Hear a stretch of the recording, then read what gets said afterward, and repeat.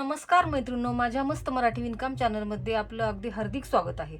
आज मी तुम्हाला चौकोन विणायला शिकवणार आहे. त्यासाठी लागणारं साहित्य पहा मैत्रिणींनो. त्यासाठी लागणारं साहित्य पहा. हे 2 लोकरीचे बंडल मी चॉईस केलेले आहेत. ही कट करण्यासाठी कात्री घेतलेली आहे आणि ही विणकामासाठी सुई घेतलेली आहे. आणि हे चौकोन मी पहिलेच तयार करून ठेवलेले आहेत आणि असाच एक चौकोन मी तुम्हाला तयार करून दाखवणार आहे. एवढं साहित्य आपल्याला अगदी पुरेसं आहे. मैत्रिणींनो, ही गाठ तयार केली. आता 4 टाक्यांची साखळी तयार करायची छोटीशी. 1 2 3 आणि 4. आता ही साखळी आपण जॉईंट करून घ्यायची स्लिप टाक्याने, म्हणजे स्लिप स्टिचने. ही पहा, अशी ही जॉईंट झाली. आपल्याला छोटासा हा गोल तयार होतो. परत दाखवू का? प्रथम गाठ तयार करून घ्यायची आपल्याला अशी, आणि त्याच्यात सैलसर अशी 4 टाके तयार करून घ्यायचे. 1 2 3 आणि 4. आणि हे जोडून घ्यायचेत आपल्याला असे. ही छोटी आपली रिंग तयार होती, छोटा गोल तयार होतो. आता यात काय करायचं, 3 टाके घ्यायचेत. आता 1 2 आणि 3. हे 3 टाके झाल्यानंतर आपल्याला पुन्हा खांब तयार करायचे 2, म्हणजे डबल क्रोशे 2 तयार करून घ्यायचेत. 1 2. आता हे एकूण झाले 3. 1 2 आणि 3 झाले की नाही? हा 1 झाला, हा 2 आणि हा 3 तिसरा. असे हे 3 टाके आपल्याला तयार करून घ्यायचे. आणि नंतर त्याच्यापुढं 2 टाके अशी घ्यायची, 2 टाक्याची चेन घ्यायची. आणि नंतरही आपल्याला काय करायचं, पुन्हा 3 डबल क्रोशे घ्यायचे. हा झाला 1 आणि हा दुसरा, हा तिसरा.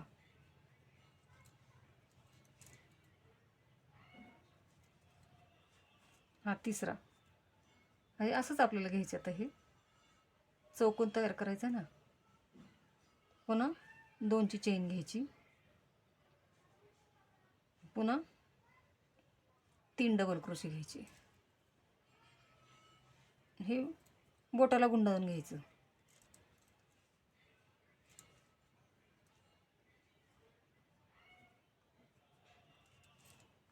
दोन 3. आणि ही लोकर कट केली तरी चालते, किंवा ह्यात ही अशी झाकून जाऊ शकते. तुम्हाला कट करायची असेल तर करू शकता. आणि हे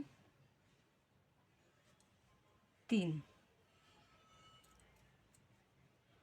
आता आपल्याला चौकोन तयार करायचा, म्हणजे आपल्याला 4 केले पाहिजेत. हे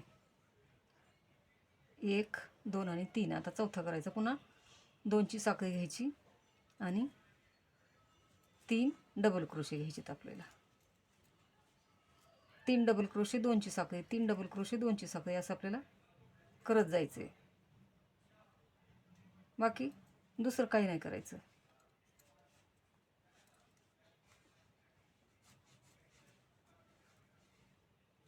दोन आणि हे 3. आता हे झाले 3 डबल क्रोशेचे 4. 1 2 3 आणि 4 भाग. आता पुन्हा आपण काय केले, 3 डबल क्रोशे झाल्यानंतर 2 साखळी, इथंही 2 साखळी आपण घ्यायच्यात. त्या घेतल्यानंतर पुन्हा इथं तिसऱ्या टाक्याला आपण जोडून घ्यायचं. 1 2 आणि 3 स्लिप स्टिचने जोडून घ्यायचे.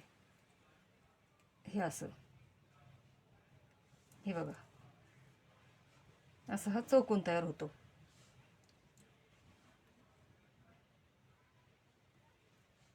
छोटासा चौकोन.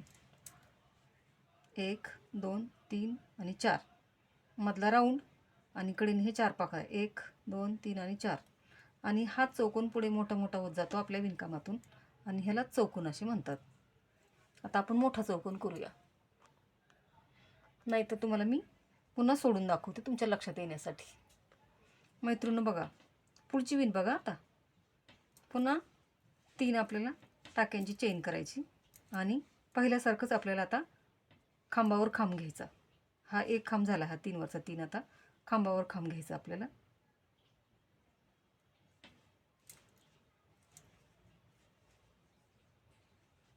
आणि हा तिसरा. हे झाले 3 खांबावरती खांब. आता आपल्याला पुढं काय करायचं, आता हा जो मधला गॅप आहे किंवा मधलं हे पॅसेज आहे त्यामध्ये काय करायचं आपल्याला, 2 खांब आणि 2ची चेन असं करायचं आपल्याला. हा बदल करायचा इथे, 2 खांब गॅपमध्ये, हा एक, हा आणि दुसरा. आणि आता परत काय करायचं, 2ची चेन त्याच गॅपमध्ये, एक खांब झाला आणि हा दुसरा खांब. असंच पुढं पुढं करत जायचं आणि स्लिप स्टिचनी जोडून घ्यायचं. परत तुम्हाला मी सोडून दाखवते. आणि असं केल्यानंतर काय करायचं दाखवते सोडून मी तुम्हाला, पुन्हा लक्षात येईल तुमच्या.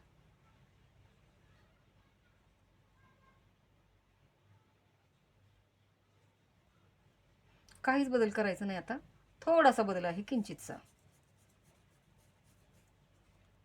पहिल्यासारखी 3 टाकीची चेन करायची आणि खांबावर खांब घ्यायचा. आता म्हणजे डबल क्रोशावर डबल क्रोशा घ्यायचा.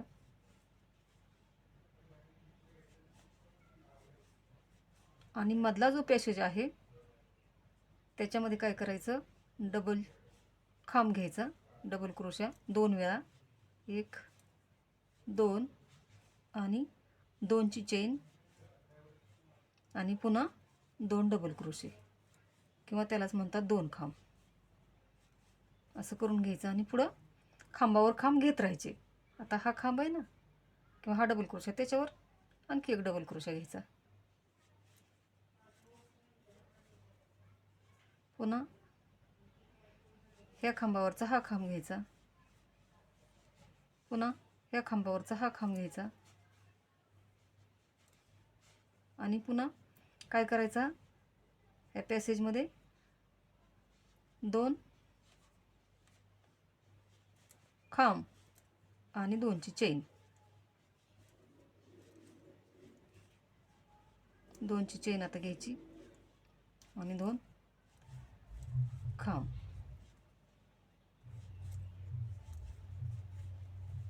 असंच हे शेवटपर्यंत करत जायचं आपल्याला.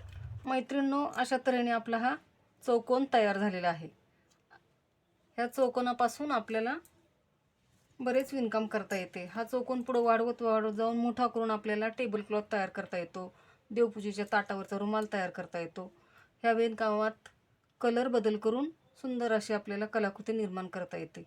हा व्हिडिओ तुम्ही माझा पहा, आवडला तर माझ्या चॅनलला सबस्क्राईब करा, लाईक करा आणि मैत्रिणींमध्ये शेअर करा. आणि कमेंटमध्ये सूचना काय असेल ते मला सांगा. आज पुरतं एवढंच. पुन्हा भेटूया पुढच्या व्हिडिओमध्ये. तोपर्यंत माझा सर्वांना नमस्कार.